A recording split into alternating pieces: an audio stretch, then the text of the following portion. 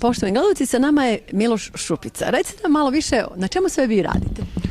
Uglavnom najviše radim, pomažem srpsku decu, srpske ranjenike i sve šta je potrebno u današnjoj Srbiji ili bivšoj Jugoslaviji, gdje god srpski narod prebiva, recimo Srbiji, da li je to u Republiki Srpskoj ili u Srbiji ili na Kosovu, nema veze. Ko je za vas bio najviša inspiracija? Kako ste vi počeli da se bavite dobrotvornim radom? Pa najviša inspiracija je moja bila, a moj srpski narod, ljubav za srpski narod. To je bila moja inspiracija. Želio sam da pomognem srpski narod, srpsku decu, pošto je, čim je počeo rat, to je bila najveća potreba, trebalo je pomoć i to mi je bila inspiracija, moja ljubav prema srpskom narodu i nadam se da se tako svi Srbi u dijaspori ili nema veze gde živu, da se tako osjećaju. To treba da bude inspiracija. Biti Srbin, to je inspiracija.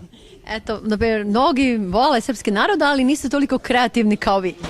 Kako ste vi dolazili na te divne ideje da pomognete svom narodu?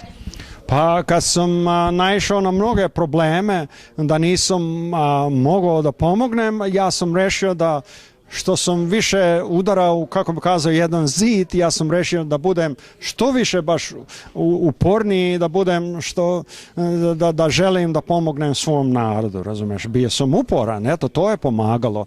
A naravno imao sam ljude koje sam poznavao od doktora do raznih organizacija, do bolnica, do kompanija koje su imale stvari da sam ja mogao da pošaljem u svoju otadžbinu i tako dalje. Tako da sam radio non stop.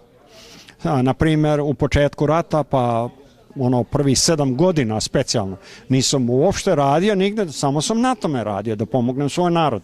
Iako sam bio u biznesu, moja žena vodila biznes, a ja sam radio 24 sata da pomagam, da li je to ranjenike, da li je to decu u otadžbini, da im šaljem odeću, obuću, knjige, nema veze šta je, kakva je god bila potrebno, razumeš, da im pomognem svom narodu, eto.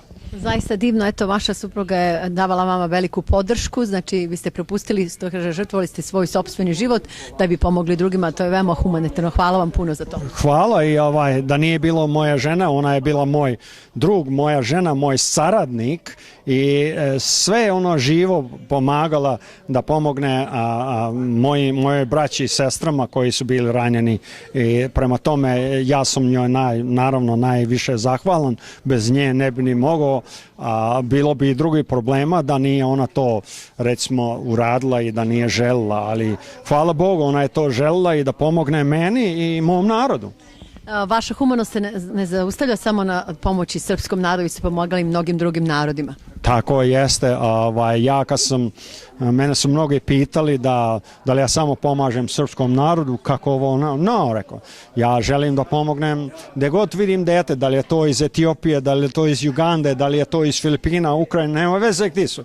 To su sve deca, sve narod kojim treba pomoć i zato sam do sad uspeo da pomognem oko 17 zemalja širom Afrike, Evrope i Orijenta. Zaista je prelepo, impozivno. Ja verujem da će naši gledalci imati prilike da vide neke od odlomaka razgovora sa vama, a također i sa jednog malo kratkog predavanja, izlaganja vašeg ovde u Čikagu. Hvala vam puno. Hvala i dobrodošli svi da se mogu uključiti. Treba da pozivam sve Srbe, ne samo da se skoncentrišu na jednu stvar, nego da pođu u pokret, da pomognu svom narodu. Danas, na primjer, ima 53 centra za izbeglice, još u Srbiji 5000 izbeglica. Neki ljudi kažu nema, to nije istina. Ima još 53 centra. Smederevo je recimo jedan od najvećih. Tamo ima najviše izbeglica specifično sa Kosova i iz Krajine, ali sa Kosova specifično. Tako nek se uključe, ne moraju da se priključe meni. Ima mnogi ljudi, ali naravno ja bih zahvalan da se priključe meni.